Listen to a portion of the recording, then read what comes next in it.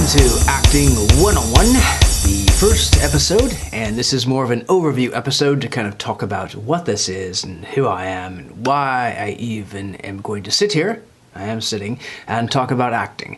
Mainly because people have asked me questions over the years, people that aren't already into theater. If you're already into theater and you've done 25 years of stage and Broadway or whatnot, you're at the wrong place because you probably already know everything you need to know. Well, at least my knowledge probably isn't going to benefit you much, but if you have never done it at all, or you're someone that wants to do it, or your child wants to do it maybe, and you have questions about that, that's actually the question I get kind of the most. Somebody that doesn't want to be on stage, but his or her child wants to be on stage.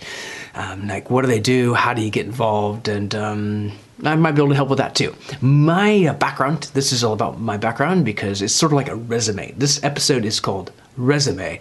What have I done? What have you done? People would ask. So I guess about 20 years of theater. I'm not old. I started very young. First show was probably, I think I was like 10, I don't know. And the casting might have been biased, but it was a principal role. It was a good role, and got my feet wet there, but I didn't return to it for many years. Probably high school is when I actually got into it again, and only because there was opportunity to meet the girls, and that's why some people get into acting and stay there. Other people for other reasons, of course. You do you. Okay. So that's my background. I think as far as shows, 80 productions, I think. 100 easily if you count all the, like, kind of the dance and choir and drama musicals, all that kind of stuff. So I would say 100 if that, but 80, and that of course means definitely over 100 auditions. So yeah, they add up. I mean, time multiplied by the amount of shows you do, I mean, it just adds up. So there have been a few productions over the years, musicals to plays. Actually, mostly musicals, because those seem to be what more people do, but there are plays too, if you can find them, and hopefully this will help you find them. Now, for my kind of world, kind of circle of influence has been mostly California.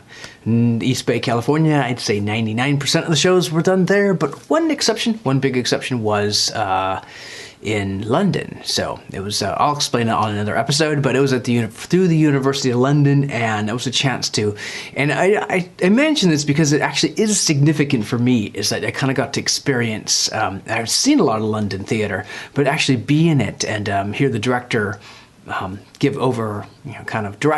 direction. Go figure. You kind of get an idea of the differences between American theater and European, or I guess English theater. I can't speak for all of Europe, but I did notice some significant differences in that. So there's that too. Now, how does that help American theater? Not a whole lot, but you get an idea. For me, I got an idea. It was actually an eye-opening experience, but for you, maybe not. Then again, maybe. So again, 80 shows. For most people, you could you're probably going to learn a lot from doing 80 shows, although you might not. For me, what helped was just kind of observing, learning.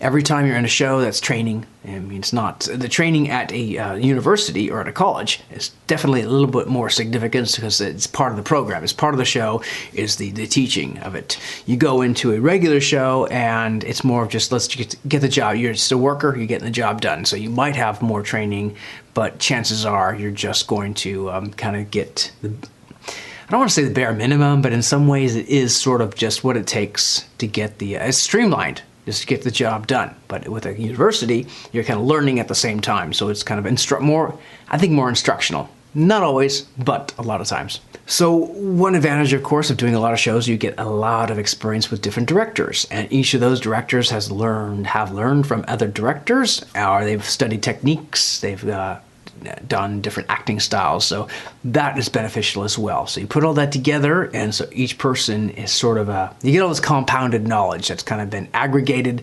assimilated, all these big words put together, and something you can take away from. If that makes sense. It kind of does, I hope. And finally, of course, the college classes. Taking acting in college has helped a lot. I mean, part of it, academically, it can be kind of a disadvantage because you spend a lot of time in theater and dance and music, and you're not getting your kind of core essentials done. If you're a theater major, great, but still, it could, take away or detract from your whole purpose of kind of moving on and advancing. It's very easy to kind of get stuck in the fun. It is a lot of fun. People take 1 or 2 acting classes, they get addicted. It's like, crack cocaine. Next thing you know, you're just stuck in taking theater classes. So that can happen. And in some ways it's not bad, but academically it kind of is. But yeah, each person is different in that. For me, I spent a lot of time just kind of kept repeating the acting classes, the dance classes, and it helped. The training helped, but I also was letting go of an opportunity to get the more advanced degrees. I finally did get them when I went back, but at the time, there's only so much time you have. So for me, that's what happened. All right, so that's the overview. That is Acting 101, and I hope that gives some information of who I am. And we all have our own opinions. We all have our own backgrounds. This may not be helpful for everybody, but then again, maybe for some people it is. And that's what it's about. No point in arguing about it. It's just, it is, to use a cliche, it is what it is. Acting 101, and hopefully these episodes help.